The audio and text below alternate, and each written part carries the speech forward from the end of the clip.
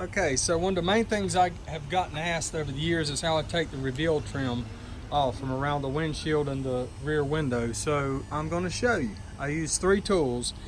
I use a large screwdriver, another large screwdriver with a bent end, and I use a hammer. There is a tool that you can buy and use to release the clips. I don't like to use it. To me, this is easier. It's faster. Um, anyway, I'm going to show you how I take it off. And the thing with the coupe de ville is you have the finish trim. I'm going to remove the left reveal trim, but I have to be careful with this finish trim. I don't want to dent it up or bang it up or scratch it or whatever. If this were a parts car and this was the painted A-pillar, I wouldn't be too worried about it, because it's going to the metal yard, or if someone comes and cuts something out, then they'll prime it and paint it. If this was your personal car and this was either you had that trim or if you had paint, then you'd want to be very careful, like I'm going to hopefully be with this, because I don't want to damage that trim piece.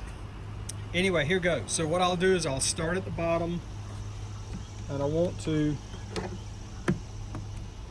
kind of work a wedge and kind of space it out, and I'll use this one to work the trim out. And it takes a little bit of effort. It's been here for a while, and so we just want to form a little gap there. And if the inside lip bends a little bit, that's fine. We can bend it back. We don't want to mess up the outside.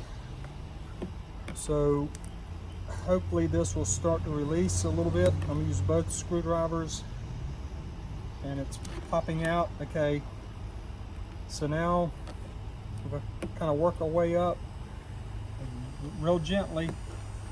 Now usually I can start pulling it. I don't want to pull too hard and bend it. So we're just going to bend this, and you can feel the pressure. You can feel when it's about to bend. You don't want to bend it. This is going to give me a little bit of problem because it's wedged up against two pieces of trim. So I'm going to work that out a little bit before I try to pull it out. And so I'm going to go ahead and keep going toward the top. And this is why you want to use two, because you can use one to pull back, and then that gives you a little bit more gap. And this thing's going to get really tight. And we'll back up a little bit. And here we go. It popped out a little bit. So it just takes a little bit of prime. And there we go. It's a nice piece of trim. And nice and straight. And if this inner ridge gets bent just a little bit, you can take some large pliers and bend it back. This one actually is pretty straight. You see, you get all the caulking and stuff up in there, the sealant. This trim piece I didn't damage it, so well done. Anyway, that's how I take the reveal trim off. So now on the long top piece, I'll just have to take my time. I'll usually start at one end, and I usually go to the other end. If it starts to give me any type of problem in the center, I'll start from the other side. That's it. That's how I take the reveal trim out.